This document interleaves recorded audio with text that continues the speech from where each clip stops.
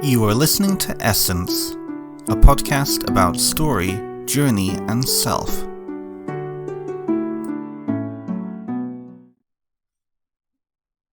Hello everybody and welcome to another episode of Essence. I am Ben Stimpson of Paduka Wellness, and Essence is a podcast all about journey, story, and self. And on today's episode, we're going to really get into that essential piece around story of the podcast. My guest today is a pagan priest, psychotherapist, and professional storyteller, and somebody who has had an impact on many people's lives over the years, Brian Walsh. Brian Walsh I met originally about 5 years ago, but I had first met him on Facebook through social media a year before that. And Brian interweaves the power of story with his spirituality, and he includes it very much in his psychotherapy. And seeing the interplay between those two, especially in some of the activities and some of the work that we've done together over the years, has been incredible. And so I had to have him on the show, especially because this podcast is all about story and journey and narrative and self and the intersections between those huge concepts, right? When I think about how powerful story is, the stories we tell ourselves, the stories we tell each other, the stories we exist within in the cultural context, within social context, the family context, story really is kind of all around us. It really is a weave, a glue that binds us all together. And we're going to talk about that on today's show. Brian is going to talk about his journey to become a professional storyteller, which is an actual thing.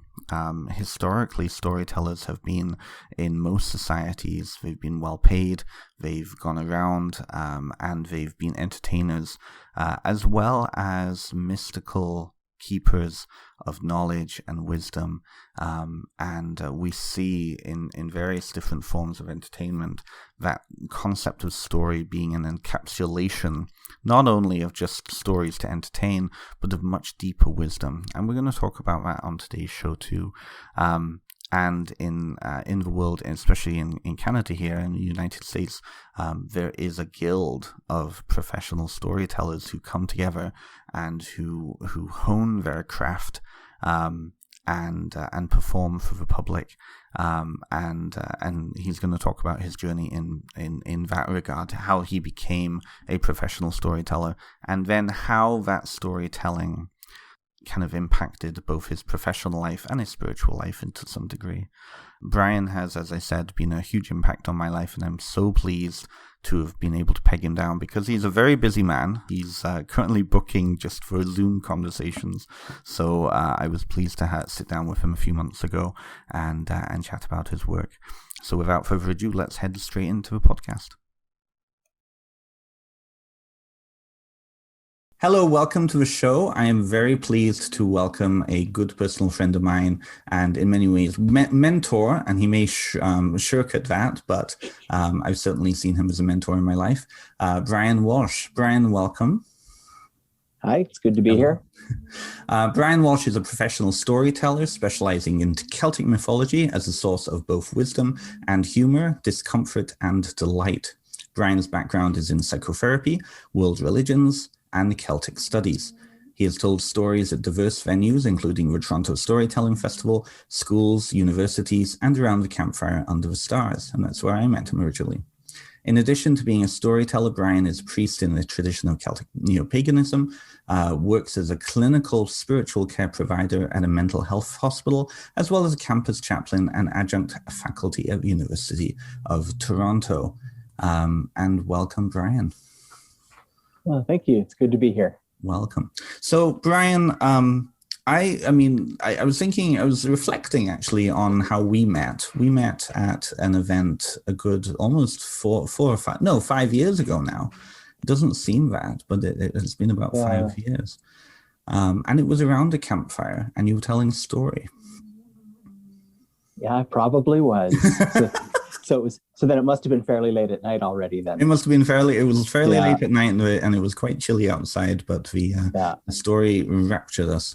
I invited you on the show because you have been a very large part of my interest in storytelling over the past few years. And I didn't mention this before when we were talking because I wanted to kind of give you a gotcha. But part of the reason that this podcast is so focused on story is because of your example. You're a storyteller both in a spiritual sphere and in a therapeutic sphere. How did you begin storytelling? Let's dive right into that. Okay. It was a long road. It was a long time coming. Mm-hmm. So it all started, I guess, with when I was learning to read and my interest in reading, which happened by some people's standards a little bit later in life. It was I was in grade 6, and before that I was not a reader. But I had a teacher, Mrs. Thornton, and at the end of each day, she would set aside some time where she would come around to the front of her desk. And it's funny, I can't remember what her face looks like, but I remember her ankles crossed, because you'd be looking down while I'm listening. I'd be sort of focused, just my gaze sort of resting on the ground, and that's where her ankles were. And she read things like The Wolves of Willoughby Chase and one of the Narnia books and The Hobbit. And it was the Hobbit that really got me. And in that same year, the little library that we had a couple of books on kids' books for Celtic mythology and for Norse mythology. It was the Delaire's Norse, that famous Delaire's book. At the time, I was living way up in northern Alberta. My folks are in the military, so we moved around a lot. And so the subject matter of what was being read to me, or what I was just discovering, was blending really nicely with being part of a really big, really wild landscape. There were times where you couldn't leave to go to school through the back door, which would be the direct route, because we lived sort of in one place, and there was a valley with a stream, and then up, and then there was the school. So there's this, I went uphill both ways in 90-degree below weather. I can tell that story for real because of the hill. But anyway, there were bears in the backyard all the time, so you'd have to leave through the front or whatever. But that relationship between environment, my own person, and story, even though I wouldn't have noticed that at the time, was really starting in that period. So just before puberty, right? And then it all sort of, everything arose together, the interest in story and the interest in nature. Sort of those have always been fairly close. Yeah. And so from there, I think that as a person who moved around a lot, I didn't have a strong sense of rootedness. In our own nuclear family was really, it was tight, but there was no extended family, and there was no strong sense of place, even though I lived in a bunch of really wonderful places, usually with a lot of wildness again. So story started to provide a kind of backdrop. So it gave me a rootedness, even while I was moving.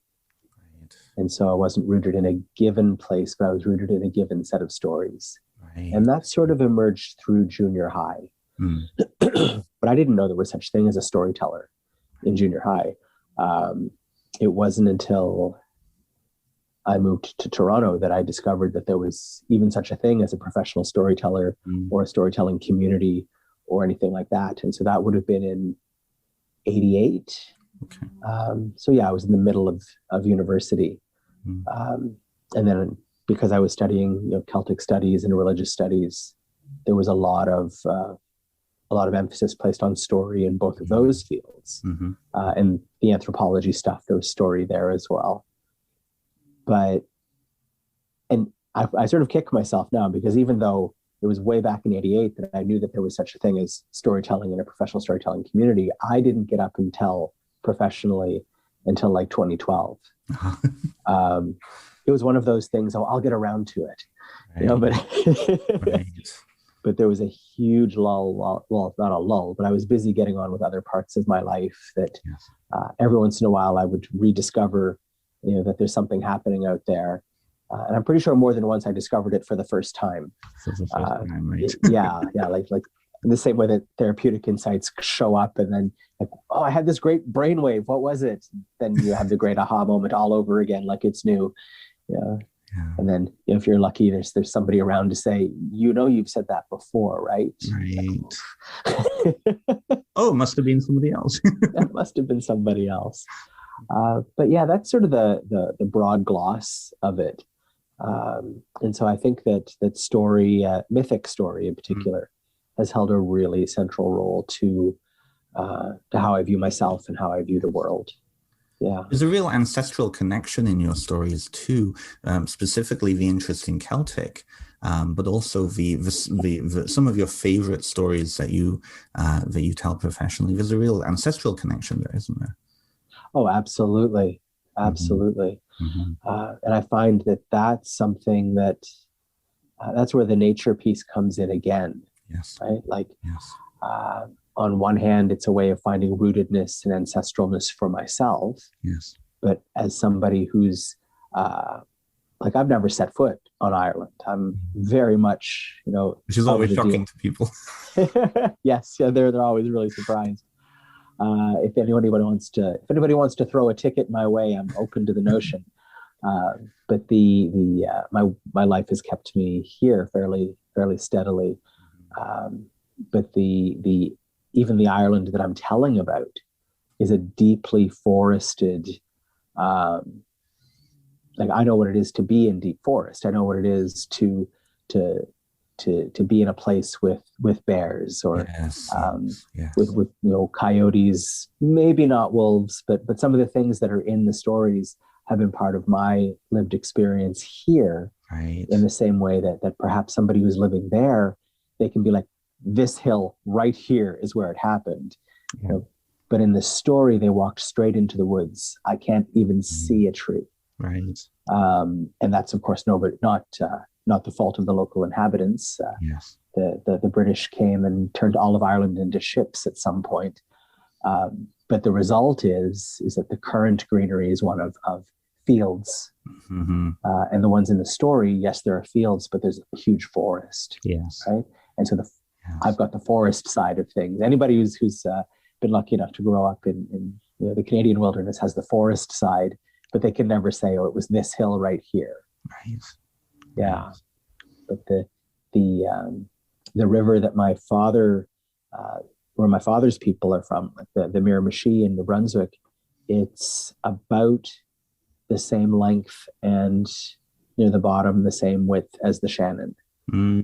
And so, you know, I could trace in my own mind exactly like how this would have looked when it was forested, kind of thing. Right. Yeah. But yeah, there's definitely an ancestral component. I love how you describe that, because it reminds me of what the anthropologist Tonya Lerman, who I know you are probably familiar with, she talks about paracosms and the relationship between individual entering into paracosms, this idea of kind of a story space, really, isn't it? Mm-hmm. Yeah, absolutely. And it's such a great word, because we talk about the macrocosm and the microcosm, right? Where our body is a reflection of the whole of the world. Yes. But story is also that. And often a story world is that too. There's, I don't remember who wrote it, but somebody had an essay out about Ireland as a mesocosm. So it stands as a halfway point between the whole of the world and a given person. But that's storyscape again. It's Exactly. Which goes into some of the other aspects of your life. So in the intervening years between 1988 and 2012, when you started professionally storytelling, you also ventured into the psychotherapy world. What started your path in that? Yeah, so that was a long and circuitous journey as well. Um, Initially, for most of my life, I thought I was going to be a professor. And so I picked a field where there isn't a lot of professors. Like, people aren't breaking down the doors looking for Celtic studies professors. Nice. They're also not breaking down the doors looking for Celtic studies professors who aren't from Celtic countries. Right. That I mean, there are exceptions, Yes. and but there's that sort of thing going on. And I don't think that I would have. I mean, I'm doing adjunct faculty work now, but I don't think I'd want it as my main career. I've got friends in academia, and I look over and I'm like, that looks stressful. I mean, not that every job doesn't have its stressors, but yeah. So I thought I was going to go into academia, and so through that period, I was working at a bank for years and years. It was always just temporary, 16 years. And it was in that time that I finished my undergraduate degree while working full time. I finished my master's while working full time. And then after that, when the bank moved, it was during that period that I became a chaplain at U of T. Oh, wonderful. So that was really the first step. That would have been 2002, I think. The book based on my thesis had just come out, and I was looking for ways to basically serve in my community in a better capacity. And so I'd started working as a chaplain at U of T voluntarily, because it's a small tradition. So there are some chaplains there have a paycheck, others do not. Others get funded by their community as an in-between stage. There's like no two cases are the same. But that would have been in some ways the first step, because I was working with people in a teaching capacity, a counseling capacity, and a liturgical capacity all at once. But it was very much a side gig, right? Which is too bad, because I was really loving it. I still enjoy it today, but back in that era, there was a really strong student community as well. It was just before, like, Facebook was still, is it a thing yet? No, 2000. The world hadn't changed yet. MySpace. It was still MySpace. Oh yeah. I didn't even know what MySpace was at the time. But yeah, so I started with that, and then when I left the bank, I left to do a year of retraining, which was fairly stressful. And I think, I'm not sure if I would have even done it, except the bank was moving to Mississauga. So apparently, even though I didn't love my work there, it was secure, it was safe. But apparently there's a line somewhere around Toronto that if you move the business out there, I'm not going. Well, and to be fair, in 2002, Mississauga was like the edge of the world, right? Right? I know. I mean, if it was moving somewhere beautiful, that would be grand. But and yes, there are beautiful parts of Mississauga, but they were moving to an industrial park. And yeah, so I did some retraining in spiritual care in a hospital setting.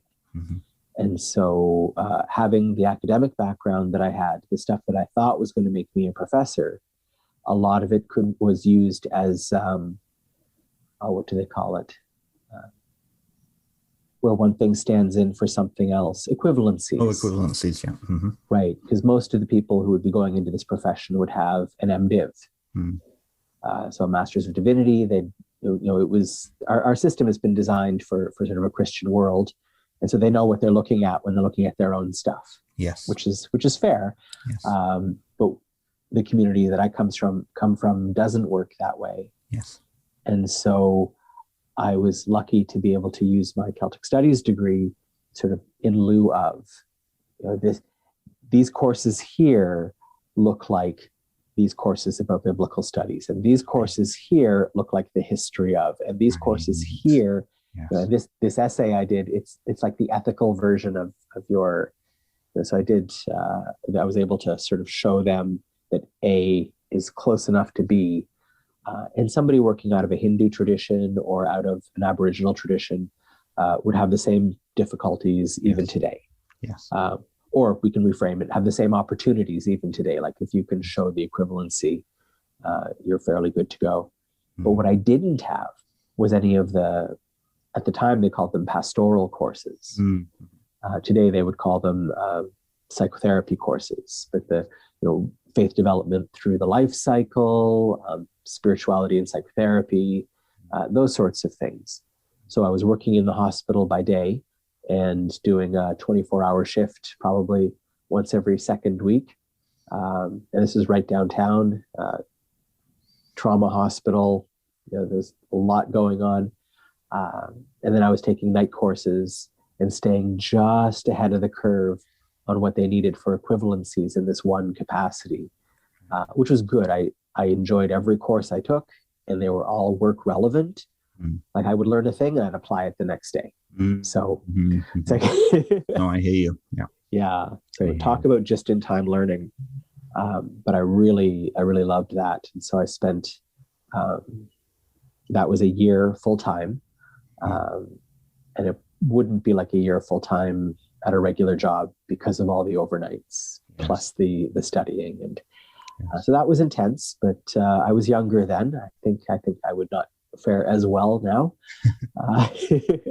So that would have been in 2006, 2007. And then from there, I've been working in a hospital environment, doing spiritual care for quite a while. And that differs from religious care in that it's very emotion focused, and it's facilitating the patient's relationship with what's happening right now. Yes. So whether it's a car crash, you're going to have your heart operated on, or like it doesn't matter what it is. Has the self story that got you this far, is it still working for you? Yes. And many people, especially today, don't have a story that actually has a proper place for hardship. We're told it should be easy. We're told it should be fair. And then we're shocked and appalled, just clutching our pearls when it's not. And the offendedness is fine. I mean, have your feelings, but the unpreparedness that goes with that is really, really challenging. Yes. And that's something that we've been building, or that's something that we've been eroding since probably World War II here in the West. Like our relationship with story has been changing. Yes. For all that I love to say horrible things about the Victorians, it goes with the Irish history piece. The one thing that they did really well was their relationship with death. Yes. It was part of the world. Yes. Because if somebody that's dear to you dies and you have death as part of your world, as part of your story, then you only have one problem, grief. But if it's not part of your story, you have grief and you have this massive existential assault. As we've seen with COVID. I mean, while we're recording this may be debuting at any point in the next 6 months, but while we're recording this, it's the first week of March. We're just starting to come out of that, and listening to the pieces about how it was shocking to people not being able to attend a funeral last year, not being able to attend, even to see, and even now, the full extent that 2.5 million people in the world are just gone since last year. That hasn't hit people yet. I think we'll see that point about how people grief and is not part of the narrative yet because it's so invisible to people, and it's been a shock. You're right. Yeah, absolutely. Yeah. And that's where you get all the deniers so if your world story isn't strong enough, you're prone to believe anything. Yes. Yes. And we've seen what people are willing to believe over the last year. Yes. When you think you're fighting for democracy while gerrymandering everything, it's like, are you even watching yourself? Yeah. So, And it is, denial is one of those key stages of grief. Most people go through it, I would argue, in some form. As long as you don't just stay there. That's what we're there for. Yeah. So coming from both perspectives, then, coming from, having that psychotherapy background, the spiritual care background, and then bridging it with storytelling in 2012 when you started speaking up. How do you see the intersection between the two in your world right now?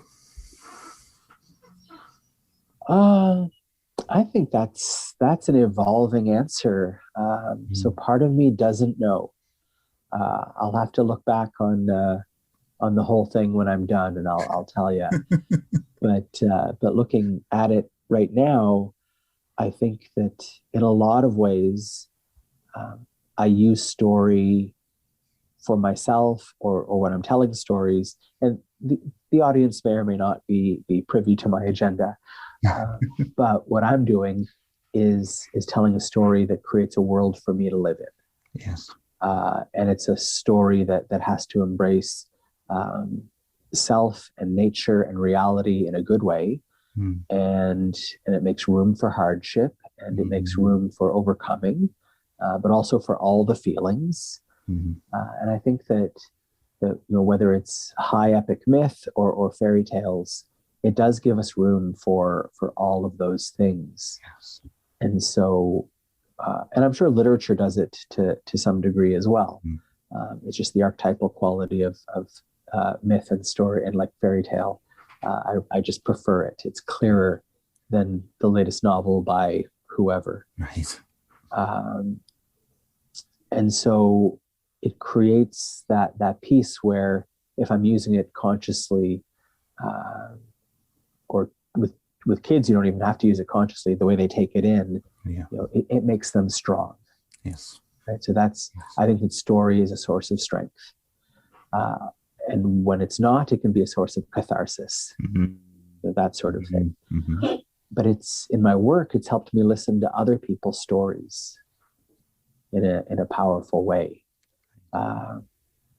Because the thread in daily life can be very hard to trace. But if you've got a lot of this sort of story background or mythic background, you'd be like, I know what story you're in right now. Yes. And even if I'm wrong, it can provide guiding questions that will then reorient me. Because practice is all about eliciting answers, not bestowing them. Yes. Because even if I'm right, and I might not always be right, if I just throw the answer out, it'll land this far. Yes. But if I'm using that to inform my case conceptualization and my questions, I can elicit up an answer that it has to come all the way through them. It's their answer. Yes. And if I'm wrong, or if I was, I like to think of it as being right adjacent, it wouldn't matter, because their truth is emergent. Exactly. Right? And so it allows me to do that. And sometimes I'll pin that to a story at the very end, in the same way that I might pin it to a piece of psychoeducation. Yes. If somebody's got a lot of anger, I might share with them, that anger is usually about boundaries. Yes. You're defending a boundary, or you feel a boundary has been violated. It doesn't tell you that boundary is in the right place or not, but it does tell you that a boundary thing is happening. Exactly. Right. Yes. And it gives you the energy to actually address it. Right. So when I'm doing emotion work with somebody, each feeling is an ally. Each feeling is actually a source of a strength, not a, in itself, it's not a problem. Right.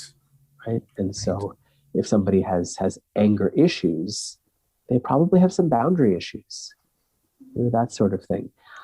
When I do that kind of psychoeducation with them, I have to do it at the end after they've done the work. That way something has come up, and then you sort of have pinned it, and now it can't just slide back down. Right? Like those great insights. They're like, aha, I don't remember what it was. And it happens all the time. All the time. Yeah. For all of us. Yeah. And so I'll use story that way as well, either as psychoeducation or as story. There was one client, this was many, many years ago. No, I'm not even going to put a year on it. Okay. Anyway, she was in a wheelchair, and that was new. and I'd noticed something regarding her faith story.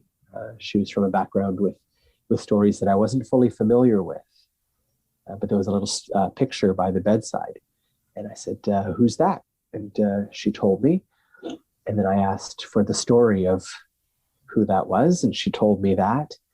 And then, as we were talking about her lived experience, I asked how this, like, I was basically trying to connect the two pieces. And when I came back, there was a symbol from the picture that was now on the sides of her wheelchair. That might be a bit trying to be vague on purpose, and yet I think I've been too vague. The story has a youth that goes into the jungle to save his mother by getting a flower, but the jungle is full of man-eating tigers. I'm sure he eats all people, not gender discriminating, but he comes out not only with the flower but riding a tiger.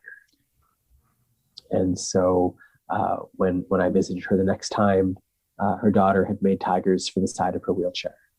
So she'd been into the dark place, and so she was reclaiming it. And this wheelchair, which had been the source of such grief, was also her source of movement now. So she is now riding the dangerous thing. And that's something that can only be done sort of in concert with the client. You can't do it for the client. No. You know, in a book, you can totally sort of write it out as a case study. You can, A is B, and you could look at it this way, and that's perfectly reasonable. But in practice, it has to be elicited. Yes. And so, and that was the creativity that had been responded. Like our conversation created something that was creative in her and in the family, and then it was sort of there for all to see as art. Yeah. But I was both delighted and surprised, and because we don't know what our work does until it does it. Like, we can name the processes. I'm always suspicious of somebody who says, "Oh, I just start talking and I have no idea what happens." Like, no, that's not good competencies. But you still don't know what you'll be bringing up, even if you're skilled at doing that. This is the thing, because we don't know what deep, this speaks to archetypal work, what deep archetypes are just below the or subpersonalities or whatever it is. What is below the surface, we as an outsider can't see. No, absolutely. Absolutely. And when I'm teaching, because I teach in a hospital setting, that's one of the things that I'm always talking about with the students. They don't get the first week with me without having heard either the Haitian proverb, behind the mountains there are mountains, or the Mexican proverb that under the river there's a river. Yes. And that's what we're working with. Yes. Yes. Because people know how to solve their presenting problems already. I have a problem with X. Well, don't do X. That wouldn't require therapy. It's what makes that bridge hard to cross. And that's about stuff that's underneath, not about the... and this is why people get so pissed off when they're trying to vent about something and people offer us suggestions. I'm not looking for a suggestion. I'm just looking to be heard. Right? Yeah, definitely. Yeah. What I love about what you just kind of took us through is, first of all, it's about relationship between yourself and the client. But in storytelling, it's a similar process. As a storyteller, you're reading the room to bring out elements in what you're almost delivering to the audience in order for it to land. It's a similar process, isn't it? In a roundabout sort of way. Yeah, and that's one of the reasons why I don't like telling on by video conference. I mean, I'm glad to do it because it's what's available to us, right? But it's not the same thing. The interaction isn't the same. I gave a lecture the other day on at a dying and death symposium, and there was literally all I could see was my own PowerPoint, and it was exhausting. And I felt like I hadn't spoken to anyone. when the questions finally came up at the end, it's like, okay, there are people out there, which is great, but it didn't feel good. Where reading the room, yeah, if I'm telling a really heavy epic story, if I'm telling it to a very serious crowd, I'll stay very serious. But there's always a place to drop a joke or a modern connection, or like those playful things that in the right audience will make the story. Yes. And in the wrong audience, you've just pulled them out of where they're trying to get to, and it's just not good. And that's something you don't know until you're in the middle of it. That's the thing. Yeah. And capable of changing it in the middle of the presentation in order to move with the kind of the current of the crowd in the same way that you would with a therapy session. Oh, absolutely. Absolutely. Mm-hmm. And I'll never change the content of the story, but the delivery will be, that's highly variable. Or the level of idealism or cynicism you want to put in while telling it, that's all. There's lots of room there. But because I do tell mythic stories, and I'm not messing with them. I might totally be messing with the audience, but I'm not messing with the story. Absolutely. Well, so let me ask you, what is your favorite story to tell? And how has it been applied? And I have a sense of which story that will be, but how have you found in multiple different areas you've been able to express that? So how does the story change depending on the venue that you're in? Yeah, I'm trying to think of what...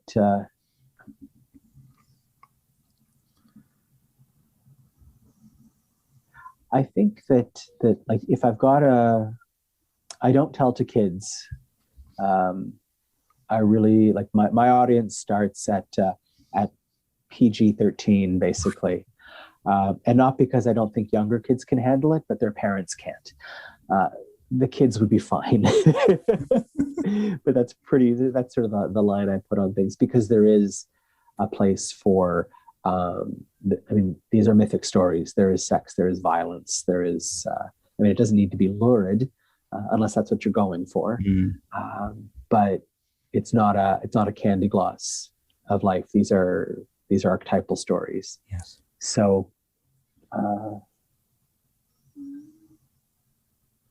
I got away from your question. What was it? What is your favorite story to tell? My favorite story to tell. Yes. Or work with. Yeah. I think. Oh, those are two very different things. I know. I'm sorry. Yeah, as soon as I said it, I was like, shit, that's like another right. 20 minutes.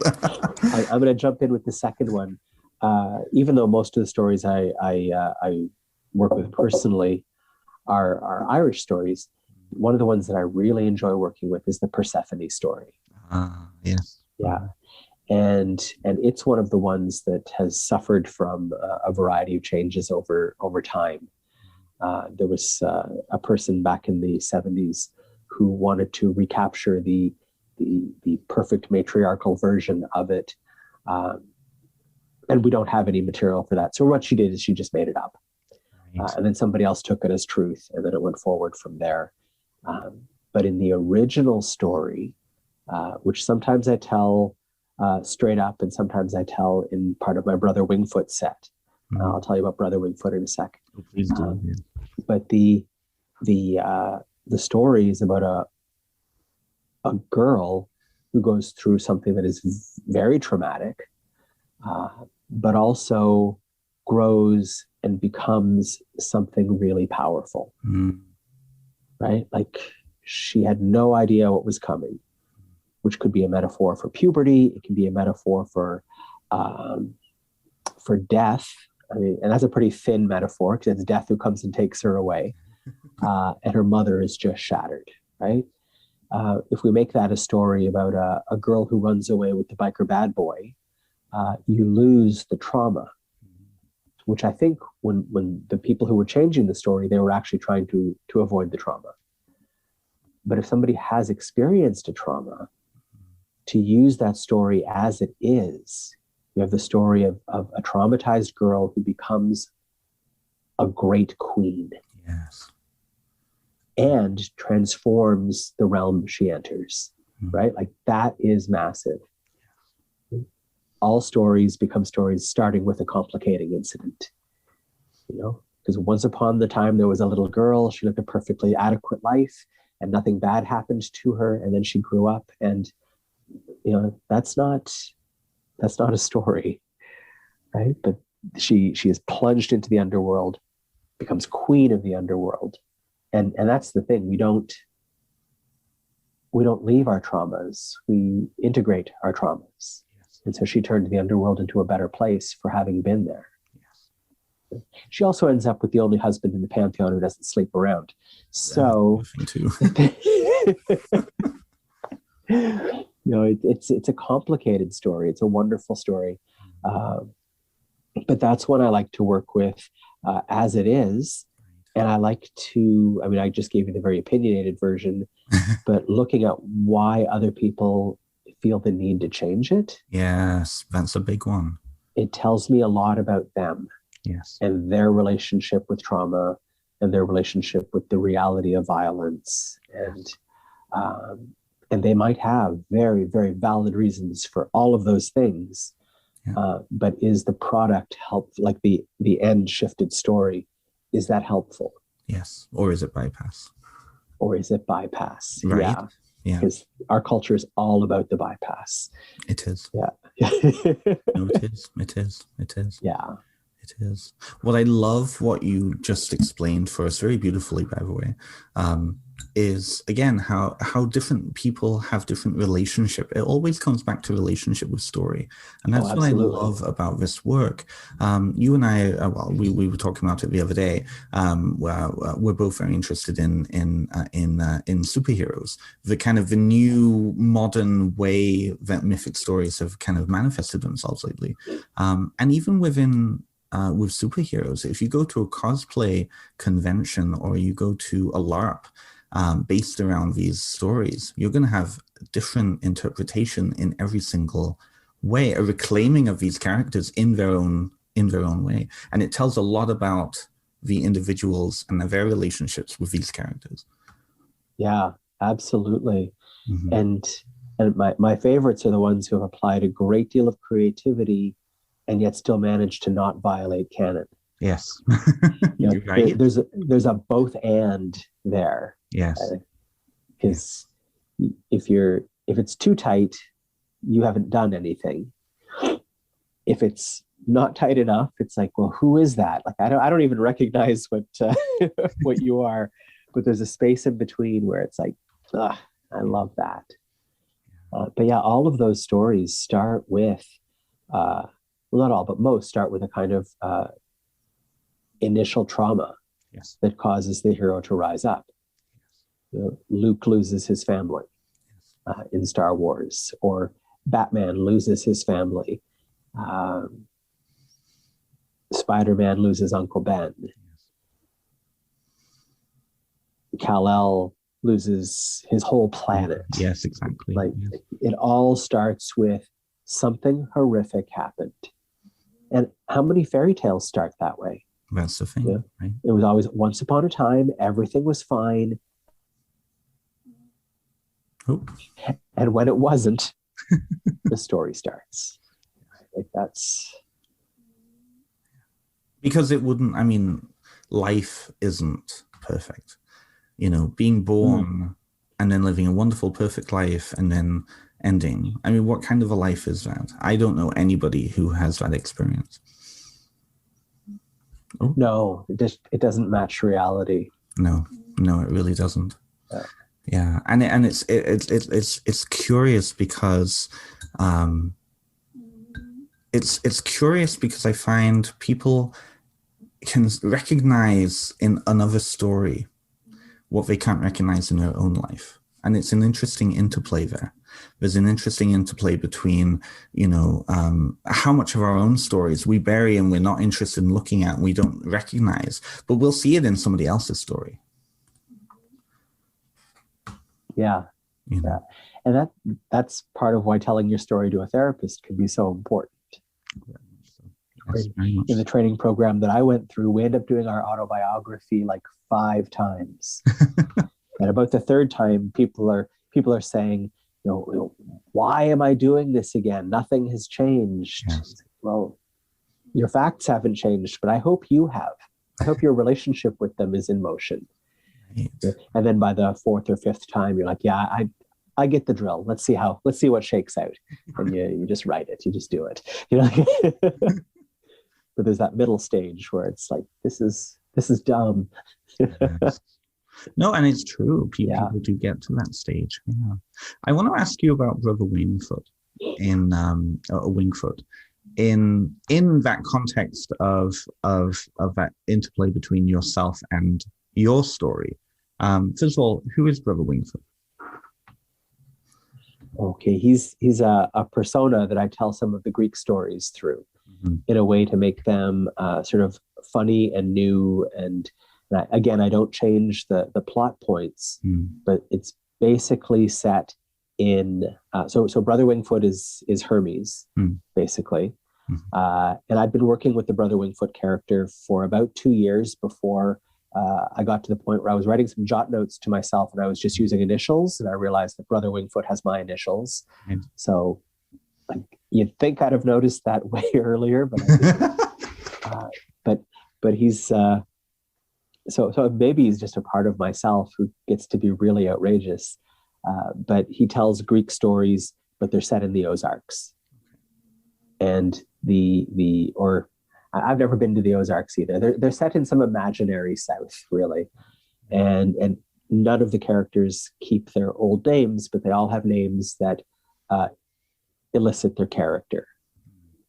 So Brother Wingfoot is the son of Big Sky Daddy. And Big Sky Daddy has other kids, including Sister Loves a Lot and Brother Hammerstrike and Sister Farshot and Brother Farshot. And so I play it like that.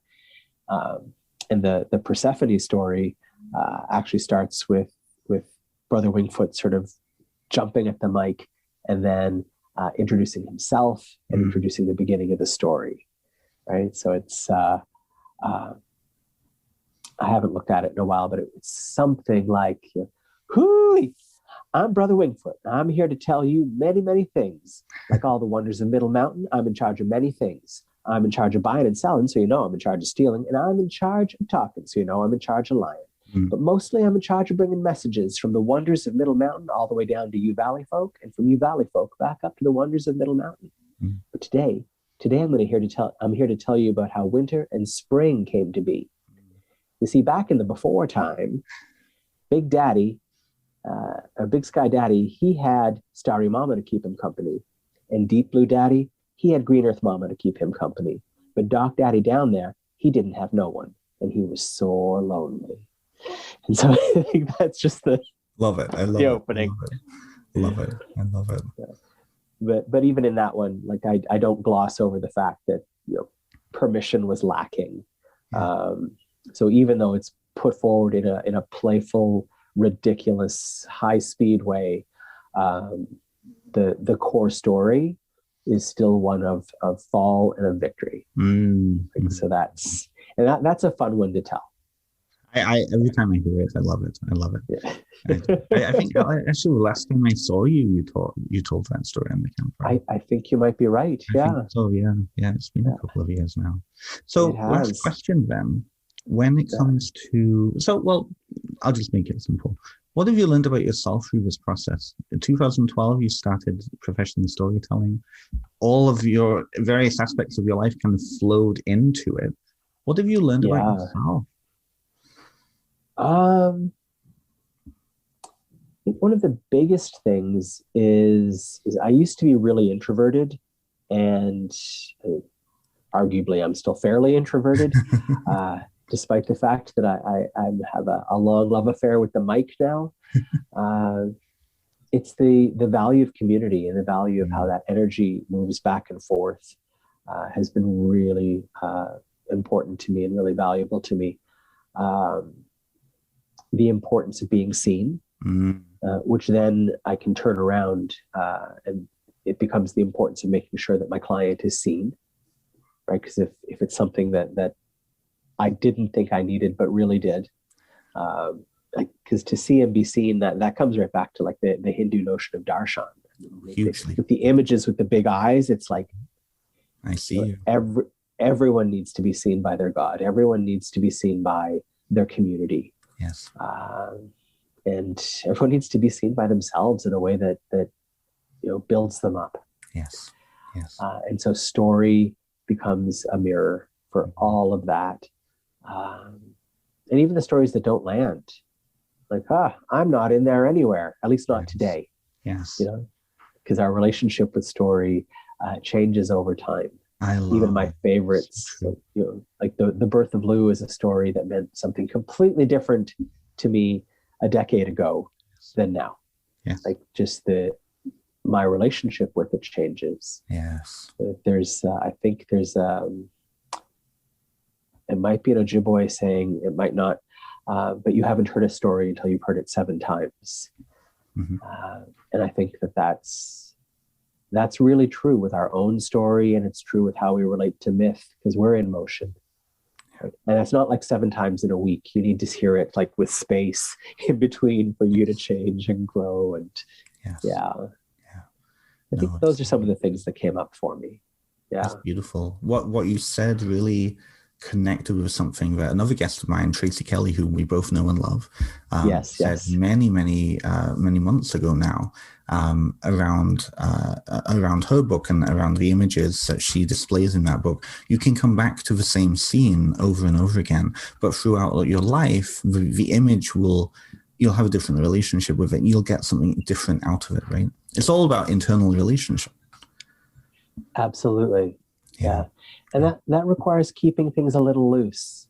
Yes. If you've got the one perfect answer and you're not allowed to change it, that's not doing anyone any favors. Yeah.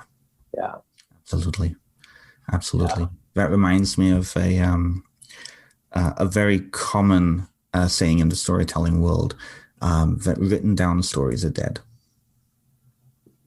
Right? Yeah.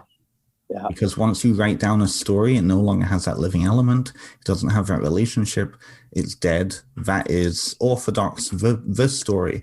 And I find that's an issue when people approach story for the first time, is that they're always looking for, especially when it comes to religion and spirituality, they're looking for the orthodox, this is the core of the story. When in the reality is, story is fluid and changes depending upon the need of the people at the time, right? Oh, absolutely. Absolutely. And yet the core is consistent. Yes.